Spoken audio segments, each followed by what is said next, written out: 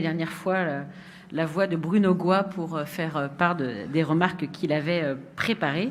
Tout d'abord, nous saluons le volontarisme de la ville qui se manifeste par ses subventions.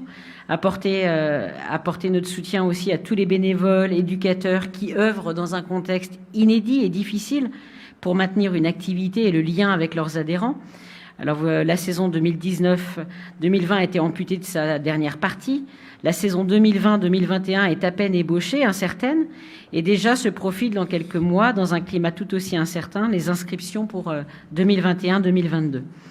Et c'est cette période de mai à septembre qui sera un premier juge de paix et permettra de faire un premier point sur les conséquences de cette crise sur les clubs et d'affiner bien sûr l'action de la ville.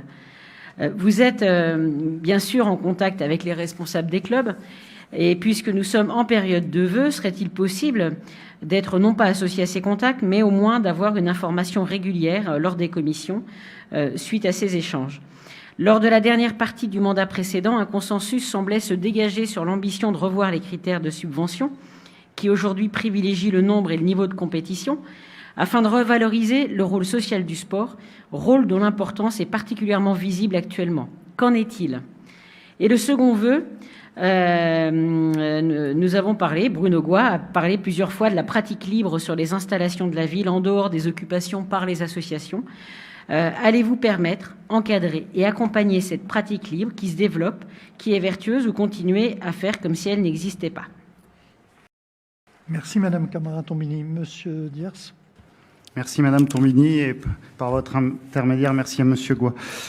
Nous avons échangé, mais comme dit en commission, avec une cinquantaine de clubs par visio, fin novembre, à la fin du deuxième confinement, pour faire un point d'étape. On n'est pas à l'heure des bilans, ce serait trop tôt et la période actuelle nous montre encore que les clubs ne savent pas vraiment vers où ils vont, mais comme nous tous sur certains sujets. À cette date, ils avaient peu d'inquiétudes sur la trésorerie à court terme, à moyen terme, mais voilà, leurs grandes inquiétudes, comme vous l'avez dit, c'est le retour des licenciés dans les clubs. Nous imaginons avec la ville un dispositif pouvant inciter à la reprise de licence, mais il nous paraît encore un peu prématuré de le mettre en place tant qu'on ne sait pas quand on va réellement sortir de cette période. On avait visé forcément de mettre des actions en place pour la période de juin, voire de septembre. Mais voilà, si malheureusement on ne pouvait pas reprendre normalement en septembre, il ne faudrait pas non plus agir trop tôt. Concernant les critères de subvention, j'avais répondu à Monsieur Goy en commission de finances que par rapport à la période actuelle, nous les avons pas encore réinterrogés, mais nous sommes déjà dans l'idée de les réinterroger fortement. C'est des critères qui datent de 1982, mis en place à la ville d'Angers, qui ont été au fil des ans abondés par une ou deux lignes.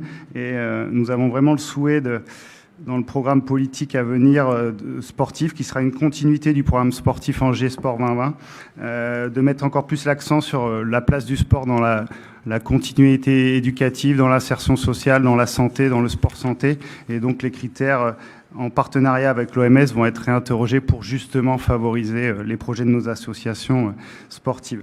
Et concernant la pratique autonome, il est prévu de lancer sur la plateforme Écrivons Angers une concertation justement pour entendre l'ensemble des Angevins qui peuvent pratiquer et les clubs et via l'OMS, Monsieur Cher était dans mon bureau, j'allais dire il y a moins d'une heure, non, à 17h, où justement on doit travailler avec les clubs pour voir cette pratique parce qu'aujourd'hui, comme vous l'avez dit, c'est un fait de société qu'on n'occulte pas et il faut qu'on pose la réflexion avec les clubs, avec les usagers de comment on fait cohabiter tout le monde parce qu'au final, c'est que des sportifs et il faut qu'on trouve la meilleure manière que chacun puisse s'épanouir, pratiquer du sport, tout en respectant les clubs ou les usagers autonomes. Donc c'est vraiment des sujets sur lesquels on planche et la période actuelle peut un peu ralentir ou nous faire gagner du temps dans nos réflexions.